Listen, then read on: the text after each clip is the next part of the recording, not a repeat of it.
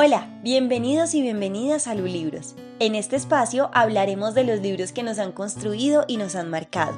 Cachafaz consigue su trabajo en la Casa de la Moneda, es ayudante de cocina y casa en general. Desde su posición puede ver de cerca la rutina del presidente y empieza a conocer a ese hombre que se esconde tras el título de doctor.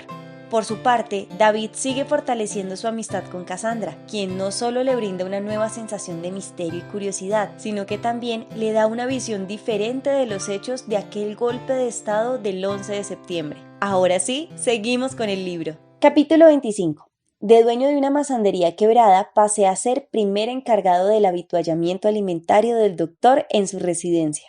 Ignoro si hay un segundo, pero si es el caso, aún no lo he visto.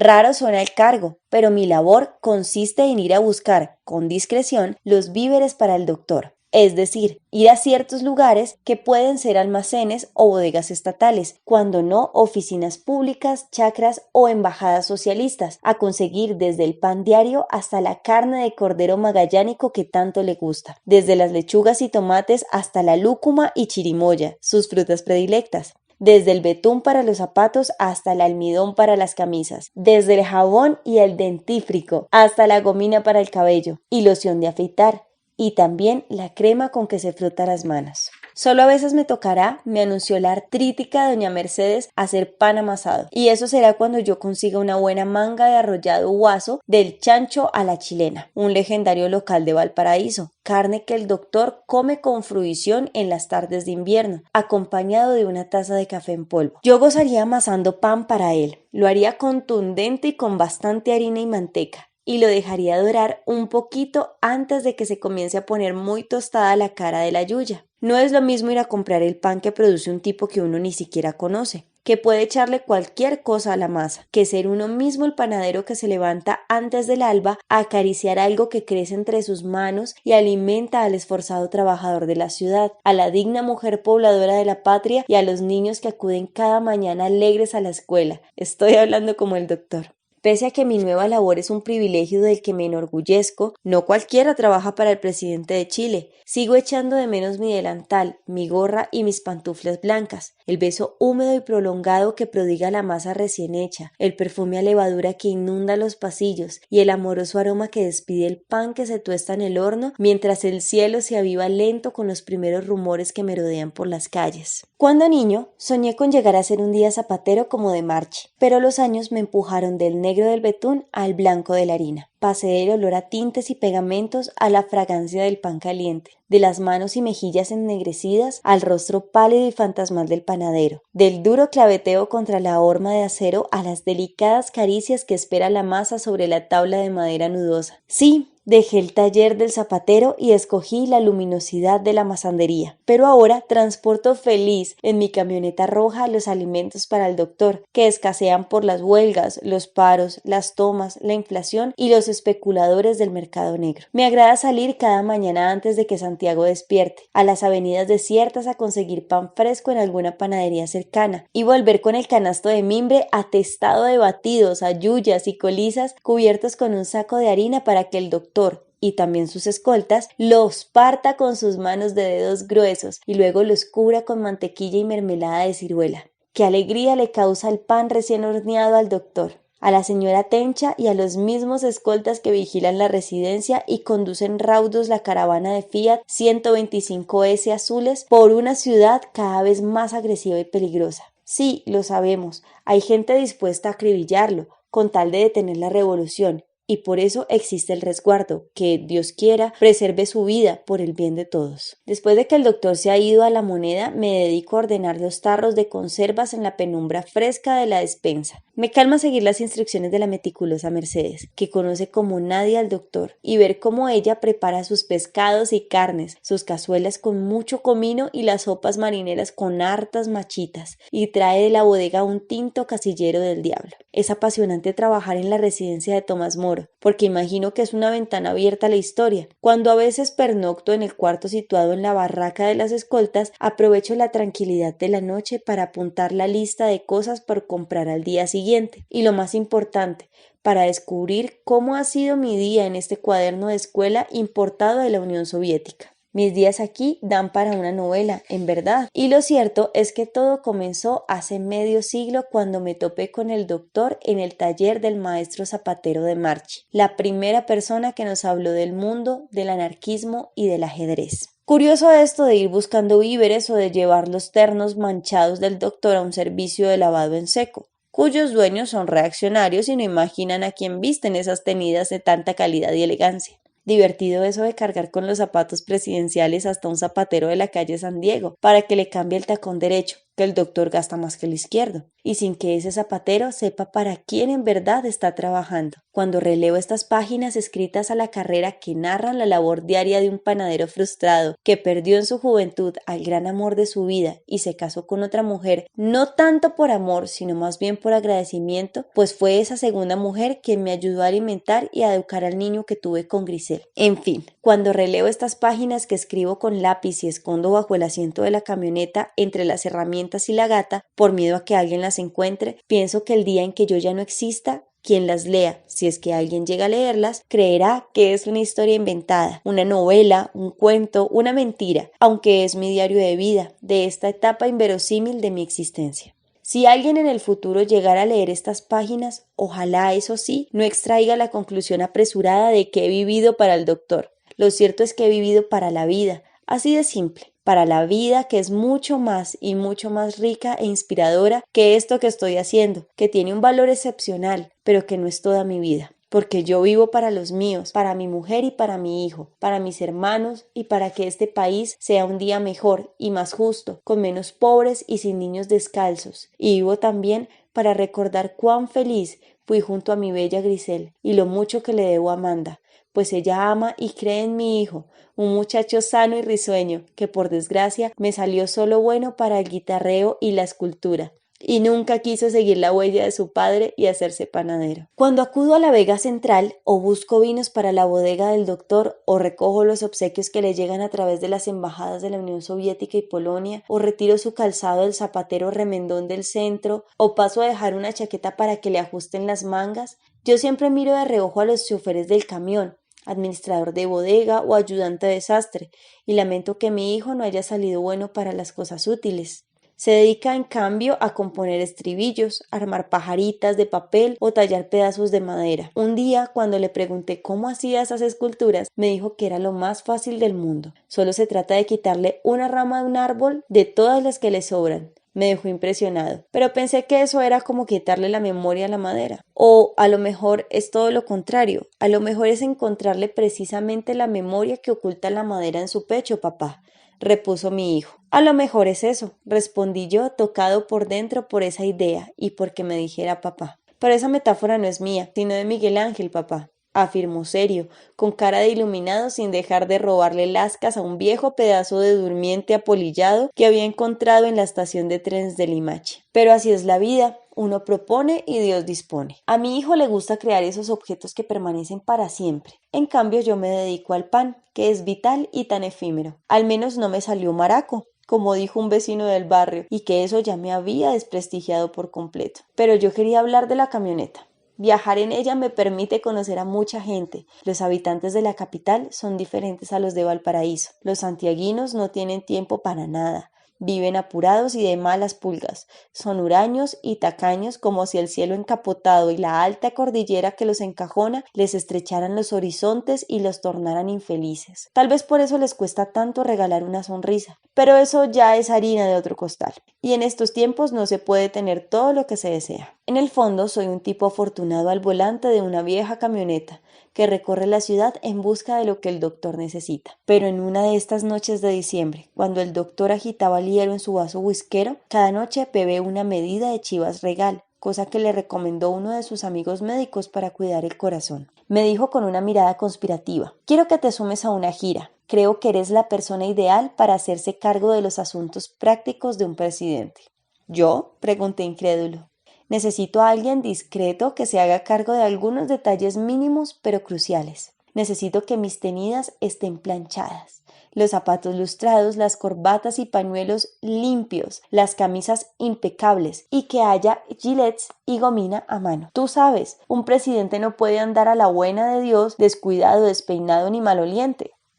¿Y a dónde va, doctor? A Cuba y a la Unión Soviética. Esa sí que es gracia. Eso a muchos no les va a gustar en Chile. En Chile y fuera de Chile. ¿Y usted cree que haya espacio para mí en el avión?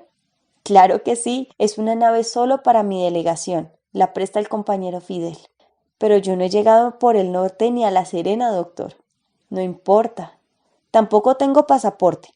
Te lo sacamos en una mañana. ¿En una mañana? ¿Estás seguro? Mire que de diplomacia no entiendo nada.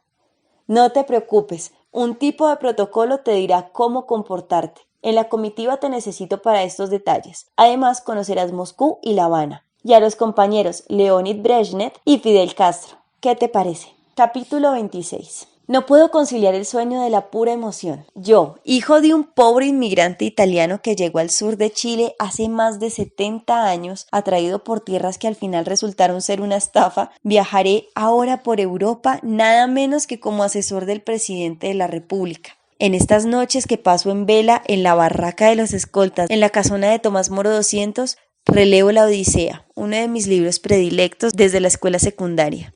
Me identifico desde joven con Ulises, que surca el mar y es capaz de enfrentar todos los peligros con tal de regresar a su reino, su mujer y su familia. En el fondo, todos somos Ulises, incluso mis padres y todos los italianos que llegaron con él a Chile, y todos los emigrantes del mundo son como Ulises. Sé que la pobre Amanda la atormentan mis ausencias prolongadas y adivino que los celos no la dejan tranquila. Sé que a veces duda de que yo esté, tarde por la noche, aún en la casona del doctor. Probablemente se imagina que tengo un amante. Solo recupera la confianza en mí cuando llego a casa con una gallinita de campo, un paquete de mantequilla o un litro de aceite para cocinar. Productos que ahora únicamente se consiguen en el mercado negro o por contactos.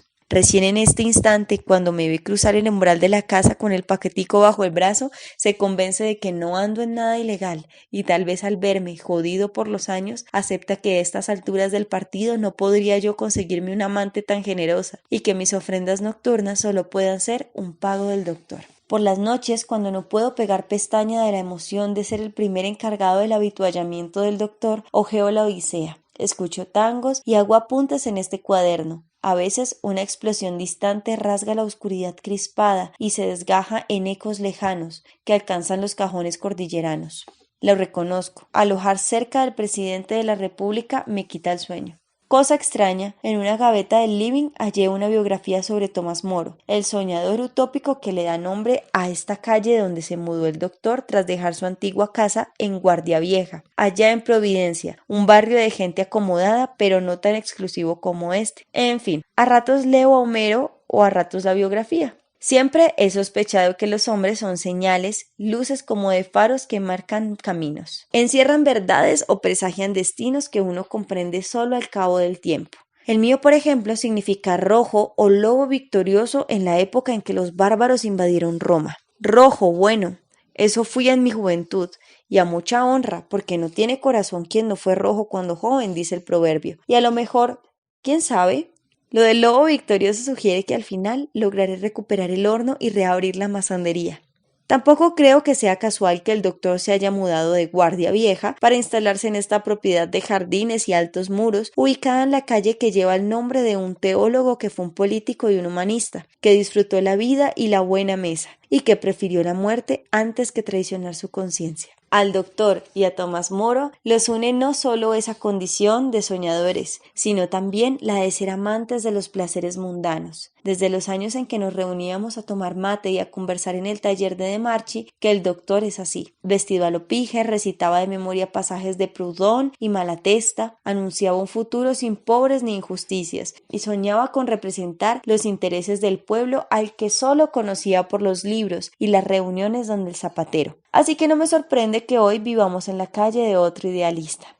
Leyendo la biografía de Moro me doy cuenta que la utopía es un horizonte, una ilusión, o tal vez solo un espejismo, como los cantos de sirenas que seducen a Ulises. Nos ilusionamos con una utopía para darle sentido a nuestra vida, o nuestra vida tiene sentido porque adoptamos una utopía. Siento que la utopía inspira y orienta a la persona, pero a la vez la engaña y confunde, porque en el fondo es inalcanzable como los sacos de harina que antes compraba yo sin drama. Unos atribuyen esta escasez a la impericia del ministro de Agricultura, Otros a que los derechistas acaparan las mercaderías para especular en el mercado negro y de paso liquidar la popularidad del doctor.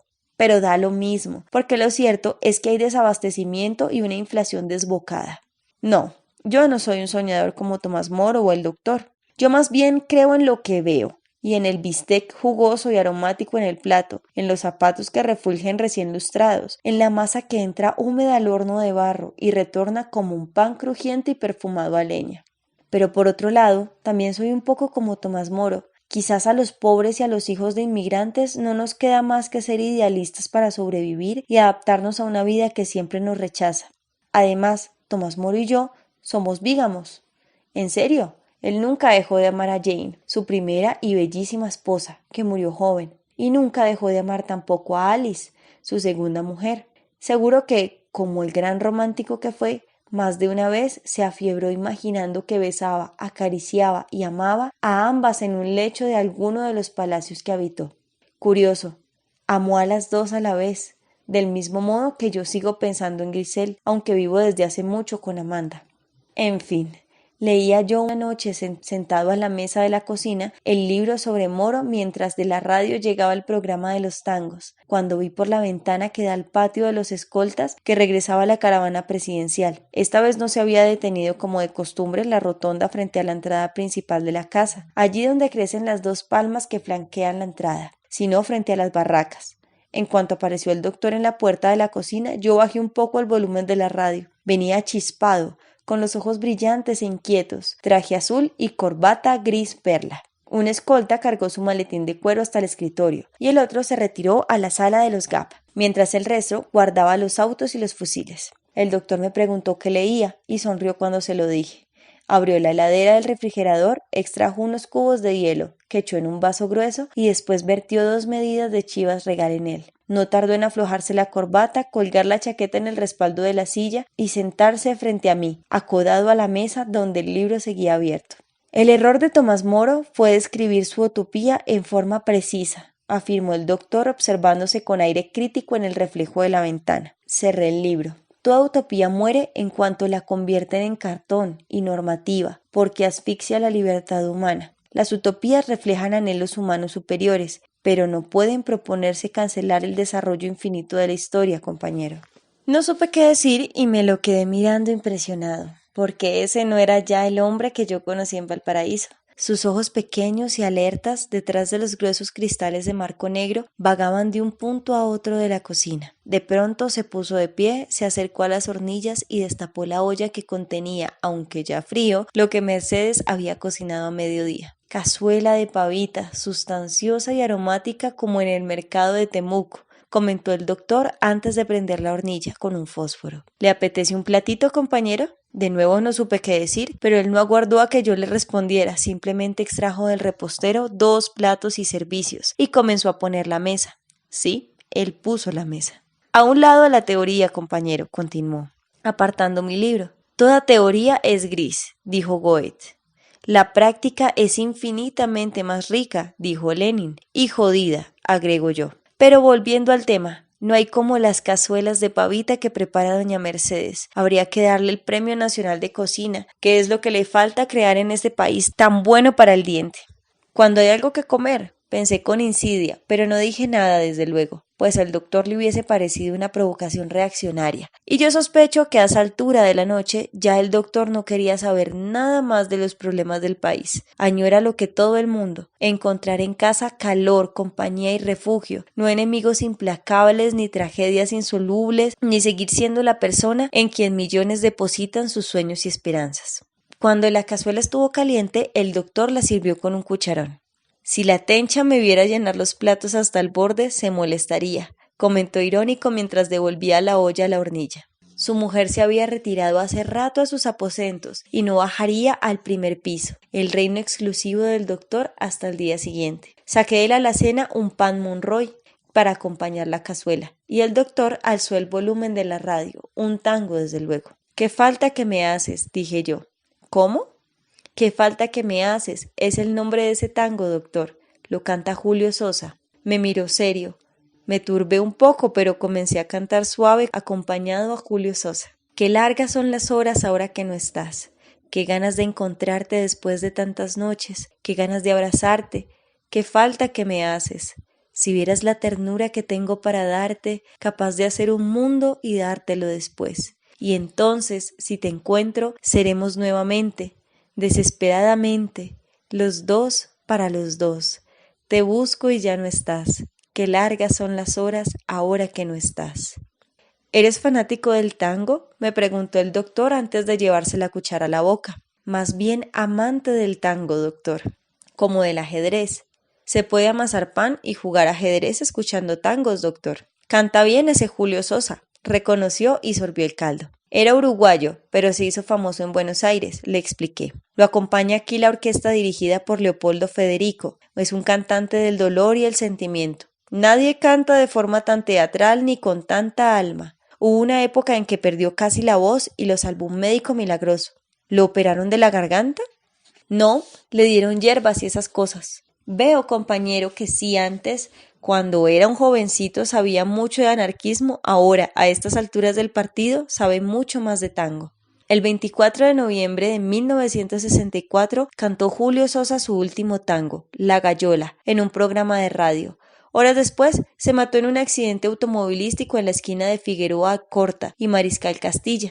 Tanto lo amaba el pueblo que tuvieron que celebrar el funeral en el Luna Park, lleno total de gente vestida de luto. El doctor partió un trozo de pan y luego siguió cuchareando pensativo. Empezó otro tango en el programa nocturno de Radio Minería, ese que escucho religiosamente cada noche antes de dormirme. ¿Y quién es ese?, me preguntó el doctor chupando con avidez un truto de la pavita. De su bigote colgaba una ramita de orégano. Ese es Roberto Goyeneche, con la orquesta Atilio Zampone. Es el famoso Gira Gira, dije yo y retorné a la cazuela antes de que se enfriara. Escuchamos en silencio. Verás que todo es mentira, verás que nada es amor, que el mundo nada le importa, Gira Gira. Aunque te quiebre la vida, aunque te muerda un dolor, no esperes nunca una mano, ni una ayuda, ni un favor. Me gusta Goyeneche, comentó el doctor, pero prefiero a Roberto Sosa. Julio Sosa, doctor. Aunque debo manifestar, compañero, que ambos son de letras harto pésimas. Diría que de efecto más paralizantes que inspirador. ¿Se repite otro plato?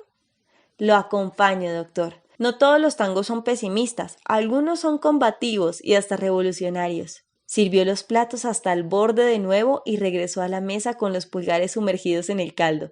No dije nada. ¿A un presidente de la República no se le reclama por algo así? Ahora cantaba Alberto Podesta, Yo soy el tango, acompañado de la orquesta típica de Miguel Caló. ¿De verdad hay tangos revolucionarios?, preguntó el doctor. Le había picado la curiosidad de lo que había dicho. Los hay. De esos me gustaría escuchar un día. ¿Tienes discos de tango? Tengo, doctor. O si no, los mandamos a pedir a Buenos Aires. Que el embajador allá sea bueno al menos para conseguir tangos. ¿Sabes cuánto gana un embajador? No, doctor. Una enormidad. Y son como el Papa. El jefe de ellos está a miles de kilómetros y no llega nunca a controlar lo que están haciendo. Entonces, tienes tangos. Una colección grande, doctor, y en ella a Enrique Santos, discépolo, soberbio, era comunista. Interesante, dijo desplazando hacia el borde del plato el pellejo de la pavita. Ignoraba que hubiera tangueros comunistas. Pero dime, ¿cuánta gente habrá en verdad ido al funeral de Roberto Sosa? Julio, doctor, Julio Sosa. Capítulo 27. Una llamada telefónica del director del Departamento de Antropología y Arqueología de la Universidad de Chile me sacó temprano de la cama. Me anunciaba que tenía novedades interesantes para mí. Yo había estado traduciendo esta tarde unas páginas en que el panadero se aproxima al mandatario y va conociéndolo a medida que conversan sobre tangos. Me pregunto si de veras esos apuntes serán fruto de su memoria, es decir, evocaciones reales o una mera ficción. ¿Es el autor de esas líneas el panadero real que conoció de verdad al doctor? ¿O ese panadero es solo una ficción de alguien que no conocemos, como ficción es tal vez el doctor que emerge de su relato? En realidad, ese panadero de carne y hueso habría sido nuestro hombre ideal en Santiago. Era el hombre indicado para infiltrar al presidente y estar al tanto de todo cuanto debatía y planeaba. Pero me temo que todo esto es imposible. que me estoy dejando guiar por el entusiasmo y la ingenuidad. Esas cosas solo ocurren en las películas de espionaje de Hollywood. Si en aquellos días nos hubiésemos enterado de su existencia, habríamos gozado de una fuente de primer orden para conocer la intimidad del gobernante. Habríamos sabido tanto sobre él, sobre sus dudas y sus vacilaciones, que lo espiaba. Aunque no nos consta a través de su yerno cubano, un oficial de inteligencia castrista que se casó con una de sus hijas, una que años más tarde, en el exilio cubano, se suicidó, siguiendo tal vez el ejemplo de su padre. Supongo que más de una vez el atribulado doctor sospechó para sus adentros que en su familia tenía un espía venido del calor. Fuese como fuese, Rufino habría sido un agente ideal y nada oneroso en una época en la que nuestro presupuesto habría sido honrar con creces sus modestas aspiraciones de panadero.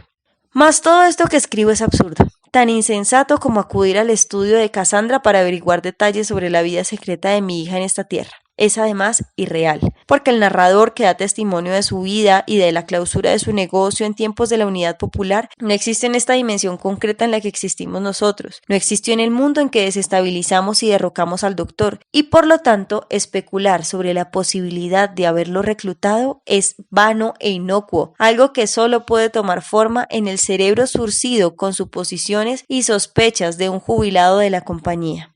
Sigo pensando, no obstante, que yo habría podido reclutar a Rufino, pues quien sueña con ser empresario independiente por pequeño que sea, es por lógica enemigo natural de cualquier colectivismo.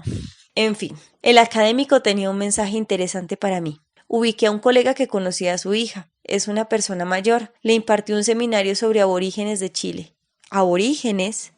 Era un seminario popular en mi época estudiantil. Estudiaban allí las crónicas de los conquistadores españoles sobre nuestros aborígenes. Me sorprendió que Victoria se hubiese interesado en una visión tan específica de la historia. Yo imaginaba que la antropología era otra cosa, no sé, algo más moderno, útil y efectivo, volcado al presente, no hacia el pasado remoto de los pueblos, juzgados y sepultados por la historia.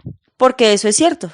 Como todo en la vida, los pueblos nacen, crecen y mueren. En todo caso, pensé que en aquella universidad mi hija asistía a cursos donde al menos le enseñaban a ubicar y recuperar testimonios arqueológicos, a montar exposiciones y museos, a redactar buenos libros, pero me costaba imaginar que hubiese perdido tiempo estudiando textos sobre culturas extintas. Cuando un país se obsesiona con el estudio de su propia historia, es como si echara un ancla al fondo del mar y ya no puede mirar ni bregar en pos de su futuro.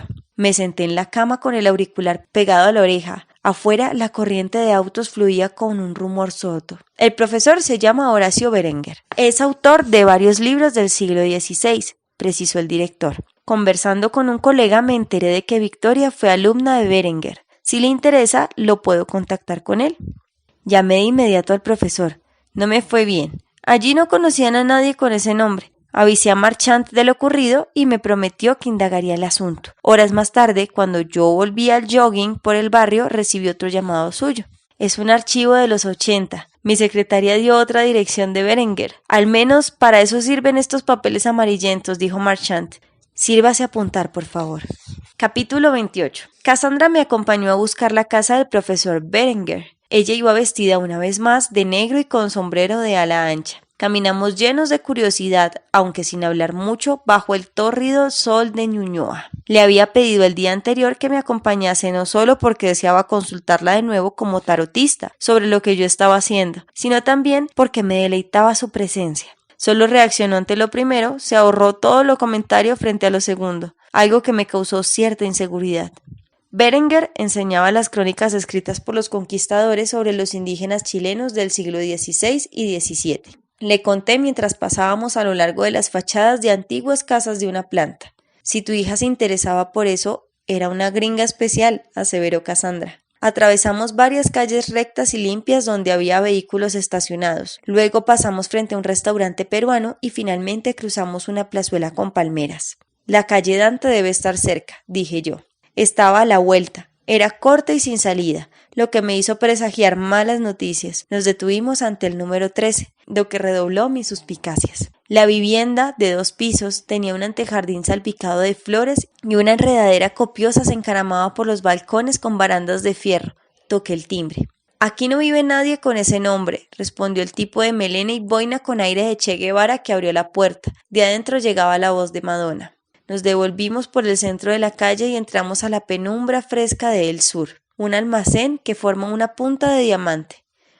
Allí resonaba un tango que me hizo pensar en Rufino. Un hombre nos observaba junto a una balanza antigua y un barril de aceite con medidor. Adosado a la pared se alzaba un estante lleno de tarros de conservas. Aquí aún flota el Chile de los 70, pensé. El almacenero de bigote y boina, en ese barrio parece estar de moda la boina, se acordaba del profesor, pero ignoraba su paradero. ¿Estás seguro de que era Berenguer?, pregunté.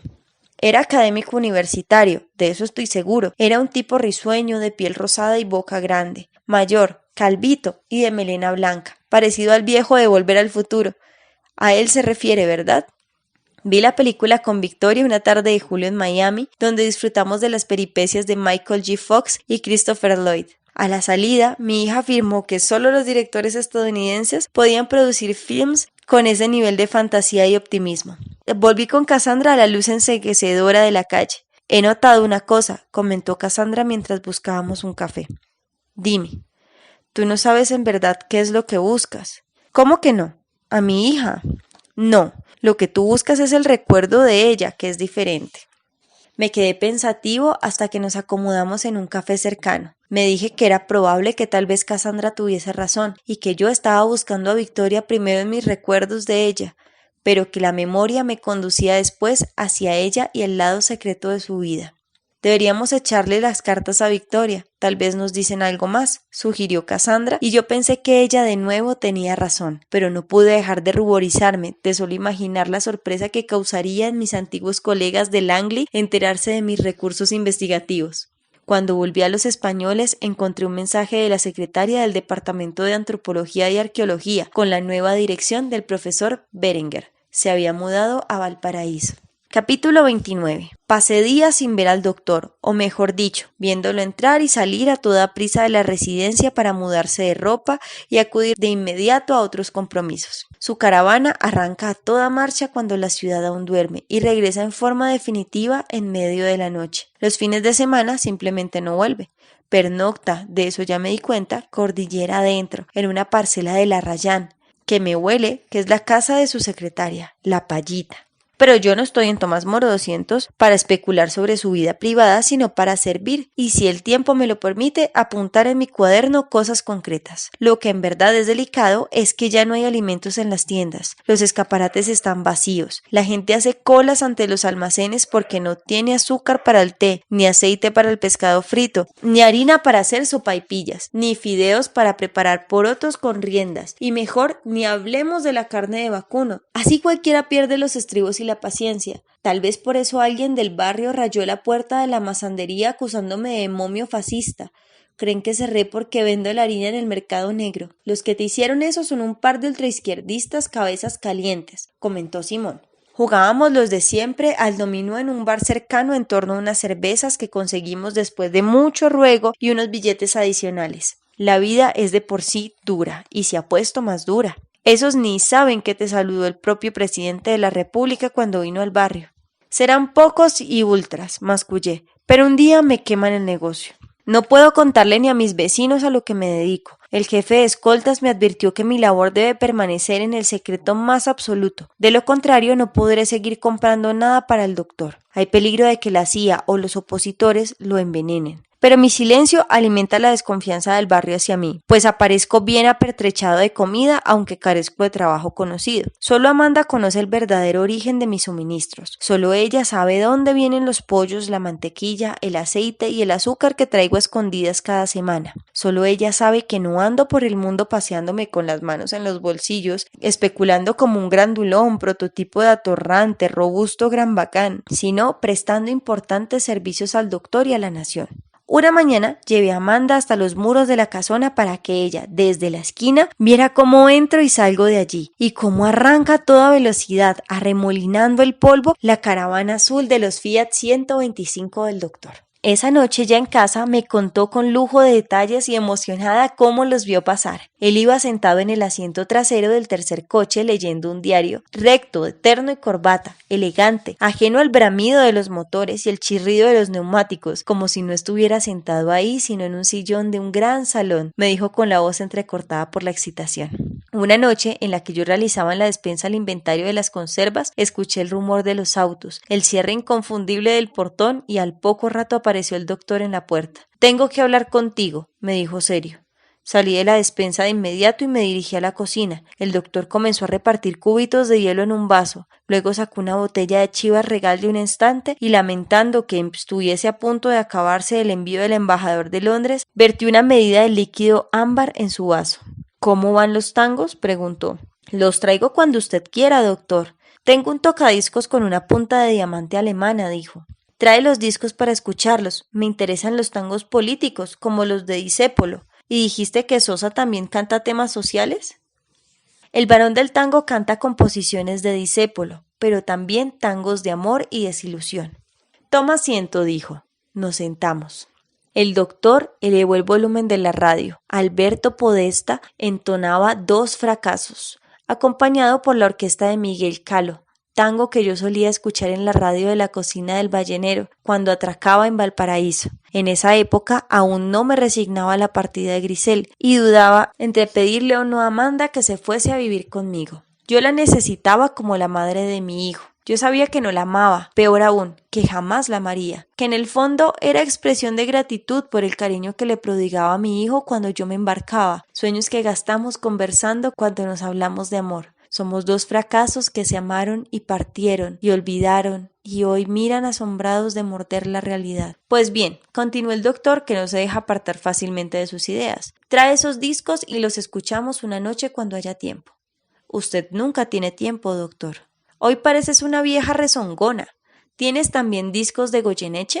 Por supuesto, los ahorros los he invertido en discos. En cierta época el polaco cantó con la orquesta de Atilio Stampone, tangos inolvidables. Cada día te extraño más, Gira Gira, Por una cabeza, Grisel. A Goyeneche lo conocí en Buenos Aires, recordó el doctor. Se sentó a la mesa soltándose el nudo de la corbata con aire exhausto y cierto temblor en la barbilla. Cruzó una pierna sobre la otra e hizo tintinear el hielo.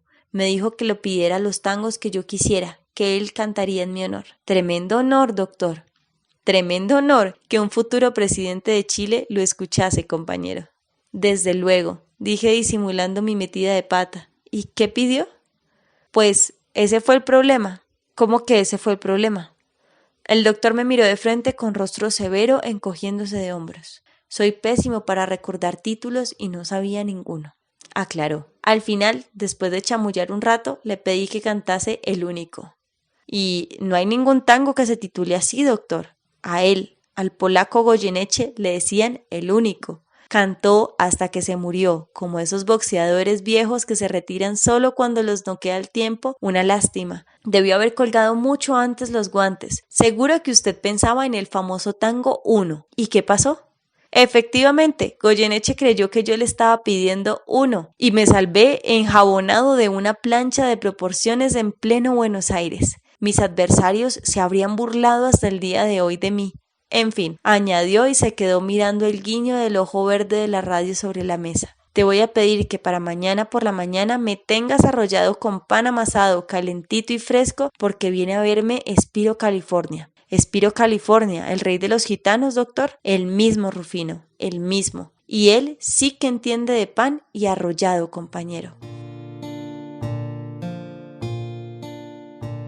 Así terminamos esta sesión. Espero que la hayas disfrutado y me acompañes en una próxima oportunidad para seguir leyendo este libro maravilloso. Hasta pronto.